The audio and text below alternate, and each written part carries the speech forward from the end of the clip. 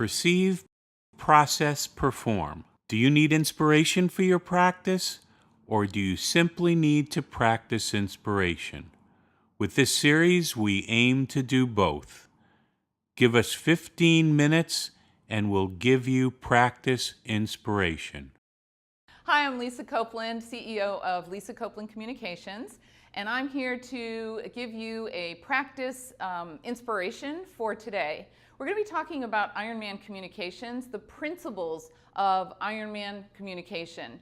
And what that looks like, you're probably thinking, well, what the heck does an Ironman have to do with business communication? Here's how it works for you and for I. In 2005, I participated in my very first Ironman. I stood on the front lines. As you can see in that picture, I'm that little tiny white cap in the very front row of 2,000 people. And I was about to partake in the first part of the Ironman, which is a swim. Now that's my best event. Before I got to that day, I'd signed up a year in advance. And here's what I did to prepare. I hired a coach. I worked with a team. We came up with a customized preparation for me to be able to train and really execute and make it through that whole day. So by that preparation and the planning, that's what got me over the finish line. I thought about that after I finished the Ironman, and I thought, gosh, how does this apply to life? And what I came up with was the Ironman principles of business communication, because the same things I did that day translate into principles of business communication. So today what we're going to be talking about is the best practices for you utilizing communication. So how do you customize verbal skills for your team and then differently for your patient? Also, how to be prepared, because we know that things don't always go as we plan. I've been in dentistry for 30 years and sometimes it looks great on paper and it just doesn't work out that way. And then also, how do we continually adapt? If you're prepared and you've got great plan in place, the way that you adapt won't have to be so severe. So we're going to break the word down, Ironman, into an acronym. The I in Ironman stands for impression. So the impression that your team makes on the patient as well as the impression that you make on each other. So how do you show up for the day? Do you collaborate? Do you have fun? Do you communicate? Are you giddy with each other? Are you sharing stories about your weekend? Or does everybody work in a silo? Right? Patients know and see much more than we ever anticipate. And so what's the impression that you're leaving on them? The second part of impression is what's the impression you're making on your patients, particularly if it's a new patient. Research out of New York University shows us, from Dr. Solomon, shows us that people evaluate us in 7 seconds. He calls it the 7-11 rule. In 7 seconds, people evaluate 11 things about you. That is amazing. We have a very, very short time to make a first impression, and that first impression is really going to last forever. The R in Ironman stands for relationships. And it's the relationships that you build with your team members and your patients that are going to be the basis or the foundation of how that patient moves through your practice and how your employees work together on a daily basis. And they're super important to establish right from the very beginning of your encounter. So think about it from a generational perspective. We're all immigrants to each other's generation. And so if you want to really fit into or present yourself as that generation is expecting you to, there's a couple things that you can do. If you look at the slide that I just had up on relationships, this is a dentist interacting with a senior patient. Now this patient falls into either the baby boomer or the traditionalist category. And this dentist was brilliant in the way that he adjusted his dress code for this particular patient. The tip for you today that you can apply both professionally and personally is dress to the oldest generation. So if you don't present yourself like this typically during the day, if you're wearing scrubs and you know you have a traditionalist or a baby boomer coming in, maybe have a white lab jacket that you throw on over your outfit. Take it a little one step further and put on a collared shirt, put on a tie. That is what that generation is expecting the dental professional to look like. That's what they've grown up with. And so if you can really meet their expectations, you're getting your relationship off to a really, really nice start. The O stands for opportunity. look around your office and see where there's opportunities for you to really improve. You might be at a very high level, and most of the Seattle Study Club offices that I've been in are at a very high level, but there's always room for improvement. There's always something you can do to take to the next level. Maybe it's the conversations that the receptionists or the admin people in your office are having on the phone. Write out a script or have scripts available so people are giving the same message. You don't have to follow the script to the letter, but at least have guidelines so that they're all getting the same message across to the patients they're encountering on the phone. Because sometimes that's your first impression that the patient has with your office. Also, look around your surroundings. When you walk into your reception area, look around as if you were the patient coming in there for the first time. What are some of the things that you could do to improve? Also think about the patients that you're trying to attract, because leveling up and really impacting the office and the appearance of the office that way is really going to help you attract that certain type of patient. The N stands for needs. You want to put your patient's needs secondary to the patient's wants. If we don't achieve what the patient wants by coming into our office, they're never going to follow through with what they need.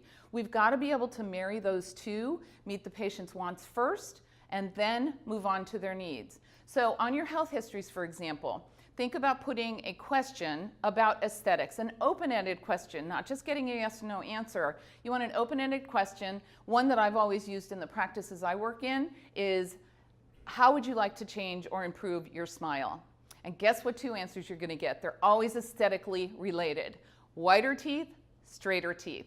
And if those two answers are why the patient is coming into your office, you have to be prepared to discuss that before you go into clinical land and perio land and restorative land. You want to really first talk about why the patient's here, what they want to achieve by coming into your practice, and then move forward with what the patient really needs. M stands for management. We're going to focus on just two aspects of management today. Management from a fee perspective. Everyone in the office should be familiar with your fees. Not to have a full-on discussion in the clinical chair, but just so you can answer and relate to the patient from a fee perspective. The other aspect of that is you really should have a great understanding about how you can help your patients maximize the benefits that they have available. That is just going to elevate the relationships and really help the patient navigate through your office and the procedures that you're recommending with confidence. The other side of management is managing your team. And teams, the number one reason that people leave a workplace or a job is because they don't feel appreciated.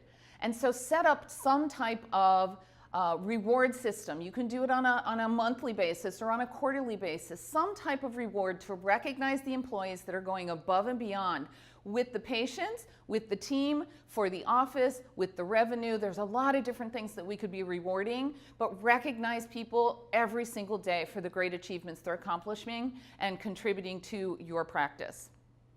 A stands for action. Everybody wants to succeed, and everybody needs a call to action. So whether it's the patient that we're devising a treatment plan for, and maybe we referred them to a different office for a special procedure, give them an action plan and make sure you include the what, the who, and the when. The what means, what are we going to do next? Who are you going to see next? Who's going to be involved in that? And when are we going to accomplish that by?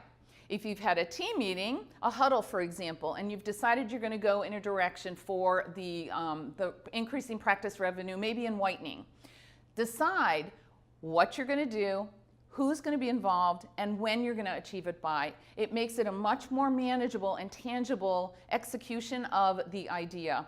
And it helps the patient to understand the processes and the procedures, because we speak our own language and very often the patients get confused. So make sure that it's very, very clear to them what we're going to be doing. The N stands for nurture. And nurturing your relationships, it's one of the best things we can do for our dental profession and also for the patients and the practice. If we nurture, we follow up, we follow up, we follow up. And I see office after office after office that fall short in follow-up. It is one of the best ways you can establish a better relationship with your patient. Think about if you've ever had a procedure done and the next day on the phone, the doctor calls and says, "Hey, how are you doing?" So if you have a procedure done in your office, have the person who did the procedure follow up with the patient. It will take your relationship miles ahead of most offices. The other side of nurturing is continually have touch points with your patients. So throughout the year, utilize social media to have touch points with your patients, right? If you send out a newsletter, an electronic newsletter, and make it a little bit personal. Don't have it all clinical. People love before and after pictures, right? We stand in the grocery store line and we look at all the before and afters and think, ooh, oh, ooh, right? And so think about before and after, but also the clinical side and the personal side. Involve your staff in the newsletter. If you have somebody that just had a baby and a lot of the patients know them, post their picture, post a picture of the new family, right? So make it a little personal, have a little bit of a curtain pulling back into your personal life as well. It makes the patient feel more connected to you. Also, under nurturing, make sure you're staying up on trends in dentistry. And again, the Seattle Study Club is miles ahead of many, many practices because you really do pay attention to the trends in dentistry. People are having world-class expectations that are sparked by social media. They know about you and they know about your reviews before they decide to come into your practice. And so pay attention to what's happening. What are the reviews occurring on your particular office? Dentistry, as you know, is very, very competitive, so pay attention to what people around you in your circle or your neighborhood are doing.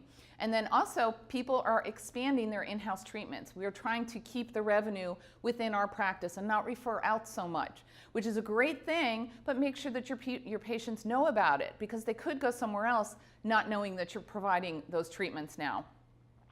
So circling back to the Ironman, I started at 8 a.m. that day, and I did a 2.4-mile swim, a 112-mile bike ride, and I finished it off with a full marathon. I crossed that finish line, and they announce as you come over the finish line, they announce every single person, 2,000 people, they announce, you are an Ironman. And so I achieved that goal because of the planning and the preparation that I did before that day. On an annual basis, you look at your practice and you prepare for the next year and you plan out what you're going to do to achieve your goals. It's the same concept, training for an Ironman or training for your business plan. So my final question to you today is, what's your plan to become an Ironman communicator every single day? I'd like to thank the Seattle Study Club for this opportunity to bring you my dental inspiration.